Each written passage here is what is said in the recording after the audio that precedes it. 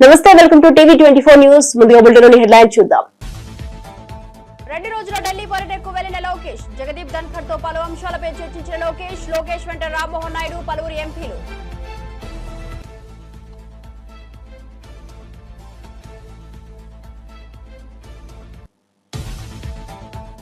కాంగ్రెస్ ప్రభుత్వంపై మరోసారి కేటీఆర్ విమర్శలు. పదవుల మీద ఉన్న ధ్యాస తెలంగాణ ప్రజలపై లేదంటూ ధ్వజం. ఎన్నికల కోసం అడ్డగోలు హామీలు ఇచ్చి ప్రజలను మోసం చేశారన్న మాజీ మంత్రి.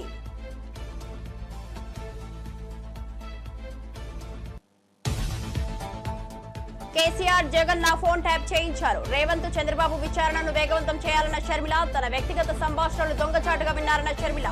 ఇది వ్యక్తిగత గోప్యతకు, ప్రజాస్వామ్యానికి ప్రమాదకరమని వ్యాఖ్య. ఇంతటి దుర్మార్గమైన చర్యలకు పాల్పడతారా అని ప్రశ్న. రేవంత్ రెడ్డిని కలిసిన బ్రహ్మోస్ ఎయిర్ స్పేస్ ప్రతినిధి బృందం. బ్రహ్మోస్ ఎయిర్ స్పేస్ సంస్థను విస్తరించాలని కోరిన సీఎం. ఇప్పటికే హైదరాబాద్ లో డిఫెన్స్ కు సంబంధించిన వివిధ సంస్థలు, దేశంలో పెట్టుబడులకు తెలంగాణ అనుకూలమన్న సీఎం. డీటెయిల్స్ చూస్తే, జూబ్లీహిల్స్ నివాసంలో ముఖ్యమంత్రి రేవంత్ రెడ్డిని బ్రహ్మోస్ ఎయిర్ స్పేస్ ప్రతినిధుల బృందం మర్యాదపూర్వకంగా కలిసింది. BrahMos MD and CEO doctor Jaiteerth R Joshi, Hyderabad executive director Surampudi Sambasivaprasad, DRDL director GS Srinivasamurthy ఈ సమావేశంలో పాల్గొన్నారు. హైదరాబాద్ లో బ్రహ్మోస్ సంస్థను విస్తరించాలని సీఎం సూచించారు. హైదరాబాద్, బెంగళూరు డిఫెన్స్ కారిడార్లుగా అభివృద్ధి చేసే అవకాశం ఉందని తెలిపారు. ఇప్పటికే నగరంలో అనేక డిఫెన్స్ సంస్థలు ఉండటం పెట్టుబడులకు అనుకూలతను సూచిస్తోందని అన్నారు. బ్రహ్మోస్ సంస్థ విస్తరణకు ప్రభుత్వం నుంచి పూర్తి సహకారం అందిస్తామని హామీ ఇచ్చారు. ఈ భేటీలో మంత్రి శ్రీధర్ బాబు కూడా పాల్గొన్నారు. ప్రతినిధులు సీఎం సూచనలపై సానుకూలంగా స్పందించారు.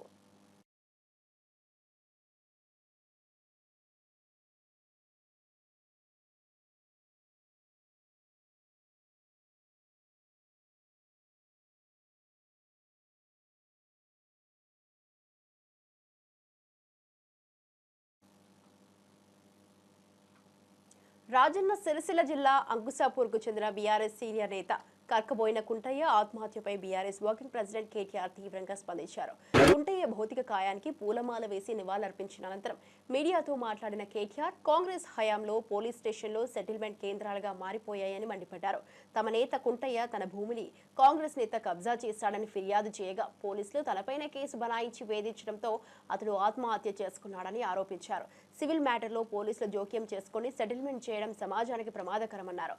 కుంటయ్య చావుకు బాధ్యులైన అధికారులపై చర్యలు తీసే వరకు న్యాయ పోరాటం కొనసాగిస్తామని హెచ్చరించారు.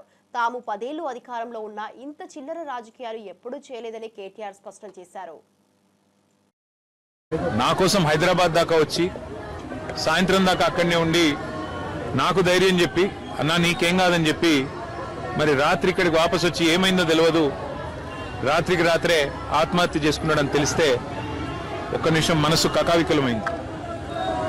వారి కుటుంబాన్ని ఈరోజు కలిసిన తర్వాత నిజంగా కూడా బయట రాజకీయ నాయకులు అంటే ఏదేదో ఊహించుకుంటారు, కానీ బయటికి ఎంత గంభీరంగా కనబడ్డా లోపల దుఃఖాన్ని దాచుకొని లోపల కష్టాన్ని కూడా అదిం పెట్టుకొని ఒకవైపు ప్రజల కోసం పనిచేస్తూ మరొక వైపు తమ కుటుంబాన్ని కూడా కాపాడుకునే క్రమంలో ఒక ఒత్తిడికి లోనై మా సోదరుడు దురదృష్టవశాత్తు ఆత్మహత్య ప్రయత్నం చేయడం జరిగింది. తెలవంగానే నేను మా మండల పార్టీ అధ్యక్షులు గజబింకర్ రాజన్న గారికి, మా జిల్లా పార్టీ అధ్యక్షులు తోటాగయ్య గారికి ఫోన్ చేసి అర్జెంటుగా అత్యవసరంగా అవసరమైతే హైదరాబాద్ షిఫ్ట్ చేస్తారా, లేకపోతే ఎల్లారెడ్డిపేటలో ఉండే మన అశ్విని హాస్పిటల్ తీసుకుపోయి, ఎందుకంటే అక్కడ పాయిజన్ కేసులు ఎఫెక్టివ్గా ట్రీట్మెంట్ ఇస్తారని తెలుసు, మీరు వెంటనే తీసుకుపోండి అంటే వాళ్ళు కూడా పాపం శాయశక్తుల ప్రయత్నం చేసింది. దురదృష్టవశాత్తు కిడ్నీలు ఫెయిల్ కావడం, దురదృష్టవశాత్తు కుంటయ్య గారిని కాపాడుకోలేకపోవడం జరిగింది. కానీ ఆ కుటుంబానికి అన్ని రకాలుగా ఆ 2 పిల్లల చదువులు, వారి పెళ్లిళ్ళు, ఆ 2 పిల్లలు, వారితో పాటు వారికి ఉండే ఇతర సమస్యలు అన్నిటినీ కూడా నేను చూసుకుంటానని చెప్పి వారి కుటుంబానికి నేను మాట ఇచ్చిన. ఒక ఎమ్మెల్యే గారు పోతే ఆ కుటుంబానికి ఎట్లా అండగా ఉన్నామో ఈరోజు మా కుంటయ్య గారికి కూడా, ఆ కుటుంబానికి కూడా అదే స్థాయిలో, పూర్తి స్థాయిలో అండగా ఉంటాం. వారు మాకు ఇచ్చిన వారి సహచర్యం కానీ, వారు మాతో పాటు కలిసి గడిపిన సమయం కానీ, అదేవిధంగా వారు పార్టీకి చేసిన సేవలు కానీ ఇవన్నీ దృష్టిలో పెట్టుకుని ఆ కుటుంబానికి మొత్తం బీఆర్ఎస్ పార్టీ జిల్లా నాయకత్వం మొత్తం అండగా ఉంటుంది. సత్తెనపల్లిలో జరిగిన పర్యటన సందర్భంగా వైఎస్ఆర్సీపీ అధినేత జగన్ కోసం భారీగా కార్యకర్తలు తరలివచ్చారు. జిల్లా నలుమూలల నుండి వచ్చి జెండాలు పట్టుకుని నినాదాలతో వాతావరణాన్ని వేడెక్కించారు. జగన్ వాహనం వచ్చిన వేళ జనం ఉద్వేగానికి లోనయ్యారు. ఆయనను చూసేందుకు పెద్ద సంఖ్యలో మహిళలు, యువత రోడ్డుపై క్యూ కట్టారు. జగన్ కోసం ప్రజల్లో పెరుగుతున్న ఆదరణ మరోసారి స్పష్టమైందని పార్టీ నేతలు పేర్కొన్నారు. స్థానిక నాయకులు, కార్యకర్తలు ఈ పర్యటనను విజయవంతం చేయడానికి భారీ ఏర్పాట్లు చేశారు. సభా ప్రాంగణం జనసంద్రంగా మారింది. ప్రజల సందడి, వాహనాల కిరాకితో సత్తెనపల్లి పట్టణం ఉత్సవ వాతావరణాన్ని తలపించింది. జగన్ ప్రతి పర్యటనలో ప్రజల తీరుతో పార్టీ నేతలు ఉత్సాహంగా ఉన్నారు.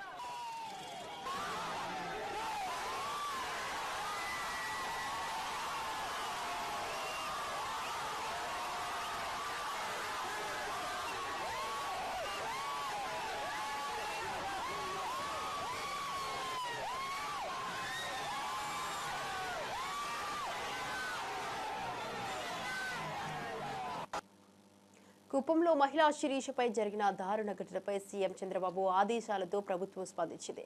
బాధితురాలికి ఆదుకుంటూ కడా ప్రాజెక్టు డైరెక్టర్ వికాస్ మర్మాత్, టీడీపీ నాయకులు కలిసి 5 లక్షల రూపాయల చెక్కును అందజేశారు. మున్సిపల్ పరిధిలో 50 సెంట్ల భూమిని కేటాయించినట్లు అధికారులు తెలిపారు. సంఘటన తెలిసిన వెంటనే సీఎం చంద్రబాబు, హోంమంత్రి ఎమ్మెల్సీ కంచర్ల శ్రీకాంత్, స్థానిక నాయకులు ఆమె కుటుంబానికి తోడుగా నిలిచారు. ఇక శిరీషకు ధైర్యం చెబుతూ ప్రభుత్వ సహాయ కార్యక్రమాలు కొనసాగుతున్నాయి. బాధితురాలికి న్యాయం జరిగేలా చర్యలు తీసుకుంటామని అధికార వర్గాలు హామీ ఇచ్చాయి. ఈ ఘటనపై టీడీపీ ప్రభుత్వం తీవ్రంగా స్పందించిన తీరు ప్రజల్లో విశ్వాసాన్ని కలిగిస్తోంది.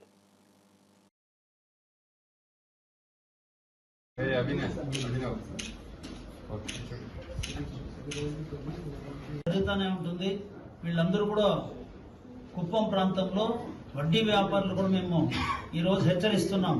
మీ ఇష్టానుసారంగా 10 రూపాయల వడ్డీ, మీటర్ వడ్డీలు తీసుకొని పేదవాళ్ళ యొక్క నిస్సహాయతనే ఈరోజు వాళ్ళు సొమ్ము చేసుకునే విధానం అనేది చాలా దారుణం. ఇది దీనికి సీరియస్ గా కూడా ఖండిస్తూ గౌరవ ముఖ్యమంత్రి గారు వెంటనే స్పందించి నేరుగా శిరీష గారితో మాట్లాడడం, గౌరవ హోంమంత్రి గారు ఆమెను పరామర్శించడం, అదేవిధంగా మొత్తం తెలుగుదేశం పార్టీ నాయకులందరూ కూడా ఆమెకు మద్దతుగా పోయి ఆమెను పరామర్శించడం, ఈరోజు గౌరవ కడా పీడీ గారు ఎన్నో రకాలుగా ఈరోజు వాళ్ళకి ఏమేమి విధంగా మనం సహాయం చేయాలనే విషయాల గురించి కూడా ఈరోజు నిర్ణయం తీసుకోవడం జరిగింది.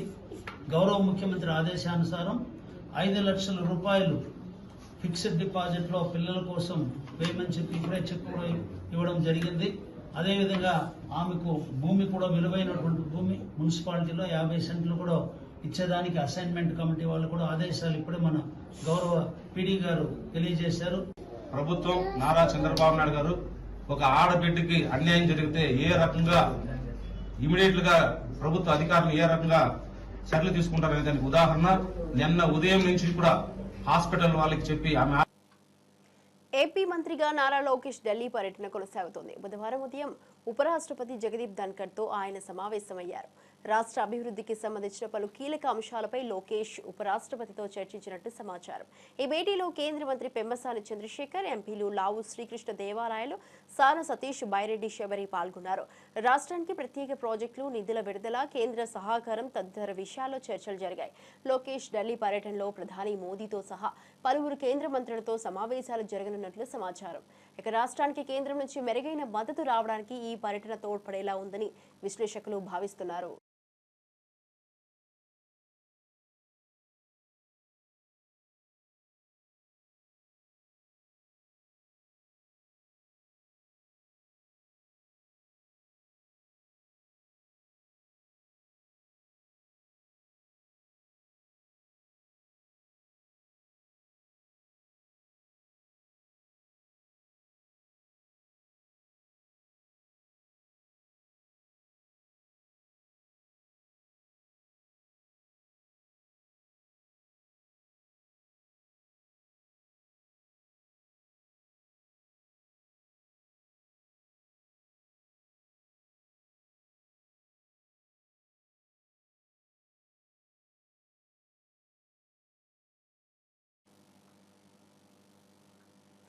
యోగాంధ్ర 2025 కార్యక్రమంపై అవగాహన కల్పించేందుకు అనకాపల్లి జిల్లా ఎస్ రాయవరం మండలం రేవులపోలవరం సముద్ర తీరం వద్ద ఏర్పాటు చేసిన సభలో హోంమంత్రి తానేటి అనిత పాల్గొన్నారు. ఈ సందర్భంగా ఆమె మాట్లాడుతూ యోగా ప్రతి ఒక్కరి జీవన శైలిలో భాగంగా మారాలన్నారు. ఆరోగ్యకరమైన జీవితం కోసం యోగాను ప్రతిరోజు అభ్యసించాల్సిన అవసరం ఉందని చెప్పారు. యోగా శారీరక మానసిక స్థితుల మెరుగుదలకు దోహదం చేస్తుందన్నారు. ప్రభుత్వం ప్రతిసారి యోగాకు ప్రోత్సాహం ఇస్తోందని యోగాంధ్ర కార్యక్రమం ద్వారా ప్రజల్లో ఈ విషయంపై అవగాహన పెంపొందించనున్నట్లు తెలిపారు. ప్రతి ఒక్కరూ రోజు కొంత సమయం యోగాకు కేటాయించాలని సూచించారు. కార్యక్రమంలో పలువురు ప్రజాప్రతినిధులు, అధికారులు, స్థానిక ప్రజలు పాల్గొన్నారు. ఈసారి షోల్డర్స్ రొటేషన్ చేస్తామండి. చేతులు భుజం మీద పెట్టుకోండి. చేతులు ముందు మోచేతులు కలపండి. మోచేతులు కలపాలి.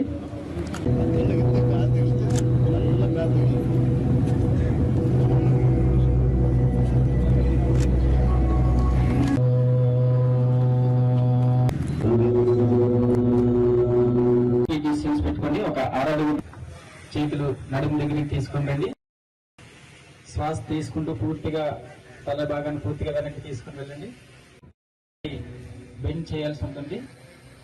శ్వాస తీసుకోండి. శ్వాస విడిచిపెడుతూ తలని కుడి పక్కకు వంచండి. శ్వాస తీసుకుంటూ మళ్ళీ నిటారుగా ఇన్హేల్ చేసి రైట్ నోస్ట్రిల్ నుంచి ఎక్స్హేల్ చెయ్యు. మళ్ళీ రైట్ నోస్ట్రిల్ నుంచి ఇన్హేల్ చేసి లెఫ్ట్ నోస్ట్రిల్ నుంచి ఎక్స్హేల్ చేయు. ఇలా 3 టైమ్స్ చేద్దాం.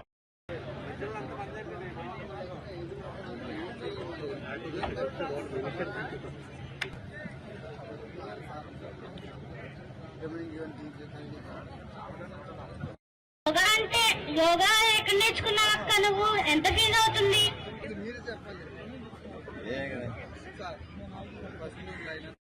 వరకు అభివృద్ధి గురించి, సంక్షేమం గురించి ఆలోచించే నాయకులను చూసాం.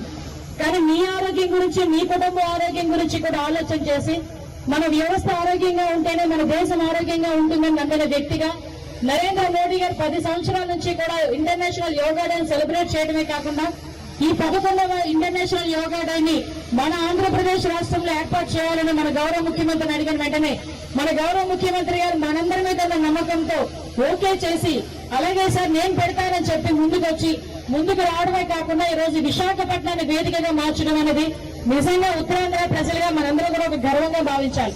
ఎందుకంటే ఇంటర్నేషనల్ యోగా డే అంటే జూన్ 21వ తారీఖున ప్రపంచం మొత్తం కూడా ఈ రోజు విశాఖపట్నం వైపు చూసే పరిస్థితి. ఈ రోజు సుమారుగా అది Guinness book of world record అన్నది పక్కన పెడితే ఈ రోజు ప్రతి ఒక్కరు ఆరోగ్యం ముఖ్యం అని చెప్పి మనకున్న 24 గంటల్లో మనం ప్రతి ఒక్కదానికి ఒక గంట వెచ్చిస్తాం. కానీ మన గురించి మనం చేసుకునే ఒకే ఒక గంట, మన గురించి మనం నిర్వహించుకునే పని ఒకే ఒక గంట యోగా. 45 నిమిషాలు యోగా మీద దృష్టి పెడితే మనకి 100 సంవత్సరాల ఆయుష్ మనకి మనమే తీసుకొచ్చే పరిస్థితి కనిపిస్తా ఉంది. ఎందుకంటే యోగా అన్నది మన జీవితంలో భాగం అవ్వాలి. ఎందుకంటే యోగా అన్నది ప్రపంచానికి మన భారతదేశం ఇచ్చిన ఒక గిఫ్ట్. భారత్ పాకిస్తాన్ మధ్య కాల్పుల విరమణకు అమెరికా మధ్యవర్తిత్వం లేదని, అది భారత్ తీసుకున్న స్వతంత్ర నిర్ణయమేనని భారత రాయబారి విక్రమ్ మిస్రీ స్పష్టం చేశారు. ప్రధాని నరేంద్ర మోదీ ఈ విషయాన్ని అప్పటి అమెరికా అధ్యక్షుడు డొనాల్డ్ ట్రంప్కు క్లారిటీగా వివరించారన్నారు. ఇక భారత్తో వాణిజ్య చర్చల కారణంగా కాల్పుల విరమణ జరిగినట్లు ప్రచారం అవుతున్నప్పటికీ ఈ నిర్ణయం భారత్దే అని విక్రమ్ మిస్రీ అన్నారు. సార్వభౌమత్వం, భద్రతా ప్రయోజనాలను దృష్టిలో పెట్టుకుని భారత ప్రభుత్వం ఈ నిర్ణయం తీసుకుందన్నారు. की फोन पर बात हुई. बातचीत लगभग 35 मिनट चली.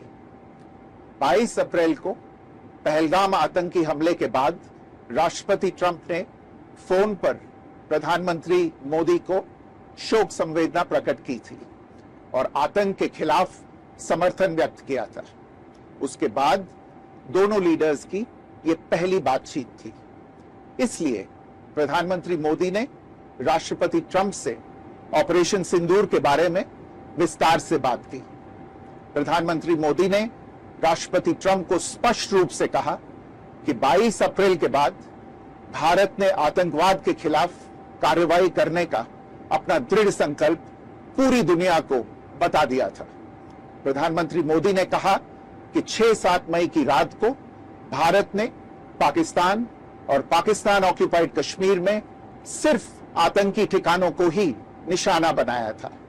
भारत के एक्शन बहुत ही मेजर्ड, प्रिसाइज और नॉन एस्केलेटरी थे।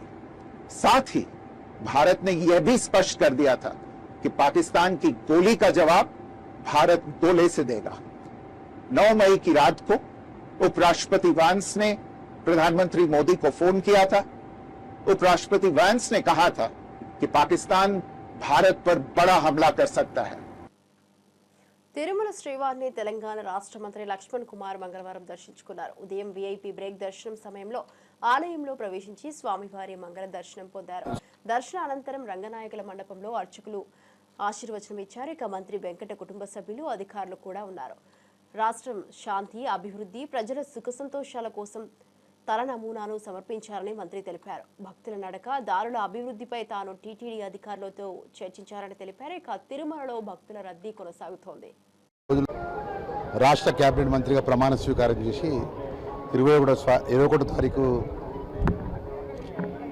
నా ఆఫీసు ఛార్జ్ తీసుకున్నటువంటి మా అఖిల భారత కాంగ్రెస్ పార్టీ, మా రాహుల్ గాంధీ గారి నాయకత్వం, మా ప్రియతమ నాయకులు గౌరవనీయులు పెద్దలు రేవంత్ రెడ్డి గారి నాయకత్వం లోపల రాబోయే రోజుల్లో తెలంగాణ ప్రజలకు ఇచ్చినటువంటి 6 గ్యారంటీ పథకాలకు ఆ స్వామివారు, అమ్మవారు ఆశీర్వదించి చల్లగా చూడాలి. ప్రజలకు ఇచ్చిన మాట అమలు చేసేటువంటి శక్తి మాకు ఇవ్వాలని చెప్పి ముఖ్యమంత్రి వర్యులు, వారి నాయకత్వాన్ని, మంత్రిగా నాకు కూడా పూర్తి ఏదైతే ధైర్యాన్ని, ఆశీర్వాదాన్ని స్వామివారి ఇవ్వాలని చెప్పి మనస్ఫూర్తి కోరుకుంటూ ఆ స్వామివారికి ప్రతి సంవత్సరం మేము స్వామివారి దగ్గరికి వస్తాం. ఈరోజు గొప్పగా చాలా సంతోషం ఏంటంటే మా సామాన్య కాంగ్రెస్ పార్టీ కార్యకర్త నేను ఈరోజు రాష్ట్ర క్యాబినెట్లో సోషల్ వెల్ఫేర్ మినిస్టర్గా, అదేవిధంగా ఎస్టీ మినిస్టర్గా, మైనార్టీ కార్పొరేషన్, ఇవన్నీ 4 వెల్ఫేర్ స్కీమ్స్ సంబంధించినటువంటి మినిస్టర్ క్యాబినెట్లో అవకాశం రావడం అనేది నా అదృష్టంగా భావిస్తున్నాను.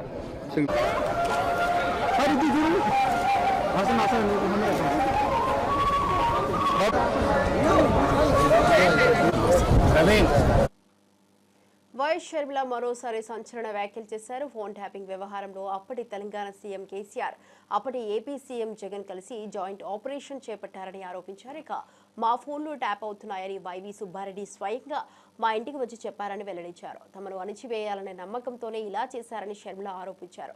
ఫోన్ ట్యాపింగ్కు బాధ్యులైన వారిపై సమగ్ర దర్యాప్తు జరగాలని, దోషులకు కఠినమైన శిక్ష పడాలని డిమాండ్ చేశారు. ప్రజల హక్కులను కాపాడాల్సిన నేతలే తప్పుదోవ పడటం దురదృష్టకరమన్నారు. ఫోన్ ట్యాపింగ్ వ్యవహారం ఇప్పుడు 2 రాష్ట్రాల్లో రాజకీయంగా వేడెక్కుతోంది. ఈ వ్యాఖ్యలతో రాజకీయం మరోమారు వేడెక్కే అవకాశాలు కనిపిస్తున్నాయి. మరి ఈ ఫోన్ ట్యాపింగ్ వ్యవహారం తెలంగాణ ముఖ్యమంత్రి, ఆంధ్ర ముఖ్యమంత్రి కలిసి చేసిన జాయింట్ ఆపరేషన్ లేకపోతే ఇది షేర్డ్ ఇన్ఫర్మేషన్ నాకు తెలియదు, కానీ ఒక మాట అయితే స్పష్టంగా అర్థమైంది. అదేమిటంటే ఫోన్ ట్యాపింగ్ జరుగుతుంది. ఎంతమంది మీద జరుగుతుందో నాకు తెలియకపోయినా నా ఫోన్ ట్యాప్ అవుతుంది, నా భర్త ఫోన్ ట్యాప్ అవుతుంది, నా దగ్గర వాళ్ళ ఫోన్లు ట్యాప్ అవుతున్నాయి అన్న విషయం నాకు చాలా చాలా స్పష్టంగా అర్థమైంది.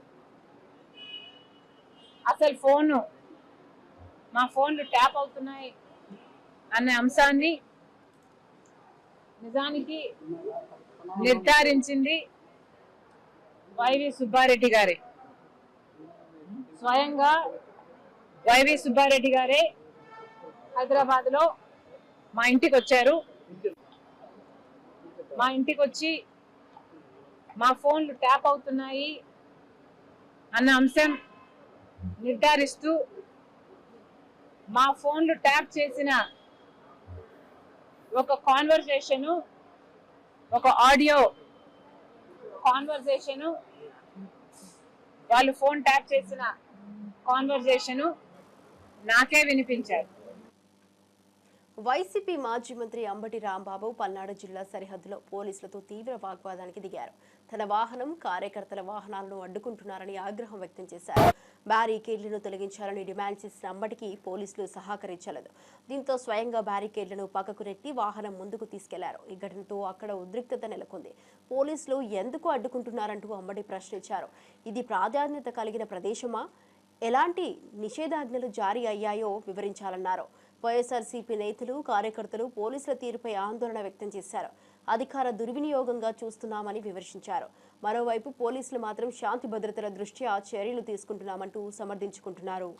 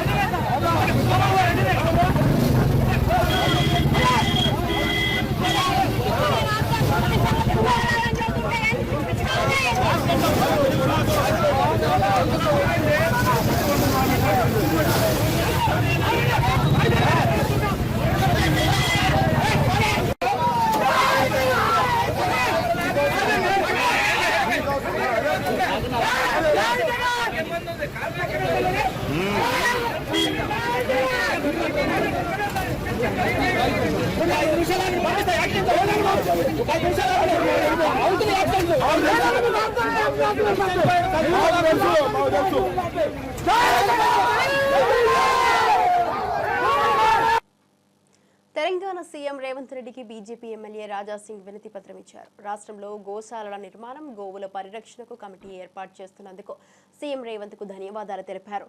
తాను కూడా ఆ కమిటీలో సభ్యుడిగా అవకాశం ఇవ్వాలని కోరారు. గోవుల పరిరక్షణ కోసం ప్రత్యేక పోలీస్ టాస్క్ ఫోర్స్ ఏర్పాటు చేయాలని విజ్ఞప్తి చేశారు. ఇక గోమాతను కాపాడే విషయంలో ప్రభుత్వం తీసుకుంటున్న చర్యలను స్వాగతిస్తున్నానని, తాను కూడా అందులో భాగం కావాలనుకుంటున్నానని తెలిపారు. గో రక్షణపై తన నిబద్ధతను మరోసారి ప్రజల ముందు ఉంచారు. టాస్క్ ఫోర్స్ని నిర్మించండి. ఎవరైనా ఇల్లీగల్గా ఆవులు, ఎద్దులు, దొడలు మన తెలంగాణకి ఈ స్లాటర్ హౌస్కి కటింగ్కి తీసుకొని వస్తే వాళ్ళకి పట్టుకోవాలి. అదే ఆవులు, అదే దొడలు, అదే ఎద్దులు మీరు కట్టిన మోడలైజ్ని షిఫ్ట్ చేయాలి, అక్కడ షిఫ్ట్ చేయాలని నేను కోరుతున్నాను. అదేవిధంగా ఒకవేళ అది ఒక మంచి టాస్క్ ఫోర్స్ టీమ్ గౌరక్షణ గురించి మీరు తయారు చేస్తే దానికి ఒక సభ్యుడిగా మా కూడా పెట్టాలని నా ఒక నివేదిక. పార్టీని పక్క పెట్టండి. ఎందుకంటే ఎన్నో సంవత్సరాల నుంచి గౌరక్షణలో మేము ఆల్రెడీ పనిలో ఉన్నాము. చాలా వరకు గౌరక్షణ గురించి చాలా వరకు కార్యకర్తలు పని కూడా చేస్తున్నారు. లీగల్గా మేము కూడా మీకు సపోర్ట్ చేయడానికి మేము రెడీ ఉన్నాము. కానీ దీనిపైన కూడా దృష్టి పెట్టాలని నా ఒక నివేదిక. అదేవిధంగా తెలంగాణలో మున్సిపల్ కార్పొరేషన్ నుంచి చాలా వరకు స్లాటర్ హౌస్ నడుస్తున్నాయి. అదే స్లాటర్ హౌస్లో ఇల్లీగల్గా ఎద్దులు, ఆవులు, దొడలు నైట్ పూట కట్ చేసి మన తెలంగాణ నుంచి మాంసాన్ని వేరే వేరే రాష్ట్రాలకి కానీ వేరే వేరే దేశాలకి కానీ ఎక్స్పోర్ట్ అవుతుంది. దానిపైన కూడా దృష్టి పెట్టాలని రేవంత్ రెడ్డి గారికి నా ఒక నివేదిక. 8 వసంతాలు సినిమాలో శుద్ధి అయోధ్ర పాత్ర తనకెంతో ప్రత్యేకమైందని నటి అనంతిక పేర్కొన్నారు. ఈ చిత్రంలో నటించడం తన అదృష్టంగా భావిస్తున్నట్టు ప్రీ రిలీజ్ ఈవెంట్లో చెప్పారు. ఇక డాన్స్, మార్షల్ ఆర్ట్స్ చిన్నప్పటి నుంచి అలవాటు అయినా స్టేజ్ పై మాట్లాడటం మాత్రం భయంగా ఉంటుందని నవ్వుతూ పంచుకున్నారు. ఫణీంద్ర నర్శెట్టి దర్శకత్వంలో హనురెడ్డి, రవితేజ దుగ్గిరాలతో కలిసిన ప్రధాన పాత్రలు నటించిన ఈ చిత్రం ప్రేమ, మార్షల్ ఆర్ట్స్ నేపథ్యంలో రూపొందింది. జూన్ 20న విడుదలకు సిద్ధమవుతున్న ఈ సినిమా తనకు నటిగా ఎంతో కొత్త అనుభవాన్ని ఇచ్చిందని అనంతిక చెప్పింది. ప్రేక్షకుల ఆదరణను ఆశిస్తూ సినిమా విజయం సాధించాలని ఆకాంక్షించారు. టాలెంట్ అయినా చిన్నప్పటి నుంచి అలానే నేర్చుకున్నా. కానీ ఇలా మైక్ పెట్టుకుని మాట్లాడడానికి నాకు చాలా భయం ఉంది. I'm still improvising and so Telugu కూడా మేబీ తప్పుగా వచ్చేటువంటి అవకాశాలు ఉన్నాయి. బట్ పర్వాలేదు. So please forgive me if I talk something wrong. Thank you. And so I would like to thank you అమ్మ ఫస్ట్. అండ్ చిన్నప్పటి నుంచి ఒకసారి నేను లేచి నిలబడండి. So nice, so sweet of her. I think ఇన్ని విద్యలు నేర్పించిందంటే చాలా గొప్ప విషయం అమ్మ. Great, salute you. చిన్నప్పటి నుంచే చాలా అమ్మ సపోర్ట్ చేస్తున్నావు. అది ఇంట్లో అయినా, నాకు చెల్లి కూడా ఉంది. అమ్మ చిన్నప్పటి నుంచి మన ఇద్దరిని చాలా సపోర్ట్ చేసి ఇప్పుడు నాకు ఏదైనా కొత్తగా నాకు if I want to learn something new అంటే కూడా అమ్మ will be there on top, like నేర్చుకుంటాం, మనం వెళ్దాం. So amma like I think ఇప్పుడు okay, so I think you are the like strongest beautiful women I know. And ఈ journey అయితే నాదే, కానీ the strength behind in it, it's all yours. Thank you so much amma, I love you so much. And sir, my Guru, thank you so much for believing in me. ఈ నెల 21న విశాఖలో జరగబోయే అంతర్జాతీయ yoga day కార్యక్రమం Guinness world రికార్డులో నిలవనుందని Vizianagaram MP Kalisetti Appalanaidu తెలిపారు. దాదాపు 5 లక్షల మందితో నిర్వహించే ఈ యోగా ప్రదర్శన ప్రపంచ దృష్టిని ఆకర్షించబోతోందన్నారు. ఈ సందర్భంగా ఎంపీ తిరుమల శ్రీవారిని దర్శించుకున్నారు. ఆయన్ని ఏపీ ఎన్జీఓ రాష్ట్ర అధ్యక్షుడు విద్యాసాగర్, ప్రధాన కార్యదర్శి రమణ కలిసి ఉన్నారు. బుధవారం వీఐపీ ప్రారంభ విరామ దర్శన సమయంలో స్వామివారి సేవలో పాల్గొన్నారు. విశాఖలో జరగబోయే యోగా కార్యక్రమం విజయవంతం కావాలని, ఆరోగ్యవంతమైన సమాజ నిర్మాణానికి ఇది మైలురాయిగా నిలవాలని ఆకాంక్షించారు. టీచర్లు, విద్యార్థులు, ఉద్యోగులు, ప్రజాప్రతినిధులు ఈ కార్యక్రమంలో పాల్గొనాలని పిలుపునిచ్చారు. ఈ నెల 21న విశాఖ నగరంలో యోగా డే సందర్భంగా గౌరవ ప్రధానమంత్రి గారు ఇచ్చేస్తున్నారు. ఆ యోగా డే 5 లక్షల మందితో జరగబోతుంది, ప్రపంచ రికార్డు అవబోతుంది. సోమవారం ఆశీర్వాదం అడిగాం, ఖచ్చితంగా సోమవారం ఆశీర్వాదంతో ఆ కార్యక్రమం విజయవంతం అవుతుంది. గౌరవ ముఖ్యమంత్రి గారు సంకల్పంతో, సోమవారం ఆశీర్వాదంతో ఆ యోగా డే బ్రహ్మాండంగా అవ్వాలని, సోమవారం ఆశీర్వాదంతో ప్రతి ఒక్కరికి ఆరోగ్యం ఉండాలని మనస్ఫూర్తి కోరుకోవడం జరిగింది. అలాగే మా ఉద్యోగ వర్గాలు, ఎన్జిఓస్ ప్రతినిధులతో ఈరోజు దర్శనం చేసుకోవడం, సోమవారం ఆశీర్వాదం తీసుకోవడం చాలా ఆనందంగా ఉంది. Thank you. దాదాపు 12.5 లక్షల ఉద్యోగ ఉపాధ్యాయ పెన్షనర్ల ప్రతినిధిగా ప్రతిష్టాత్మకమైన ఏపీ ఎన్జిఓస్ అసోసియేషన్ రాష్ట్ర సంఘ అధ్యక్షుడిగా ఈ రాష్ట్రంలోని ప్రభుత్వోద్యోగులందరూ మాకు పదవీ బాధ్యతలు అప్పచెప్పారు. అలాగే నాతో పాటు రాష్ట్ర ప్రధాన కార్యదర్శిగా డివి రమణ గారిని చేశారు. మరి ఈ సందర్భంగా ఆ దేవదేవుని ఆశీర్వాదం పొందడానికి మన తిరుమలలో, పవిత్రమైన తిరుమలలో వచ్చి చేశాం.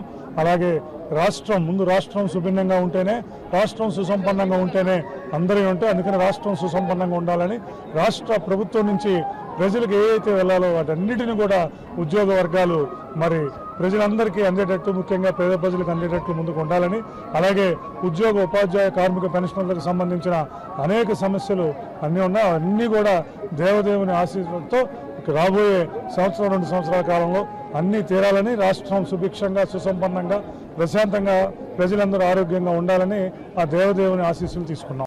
ఇప్పటి వరకు చూస్తూనే ఉండండి టీవీ 24 న్యూస్.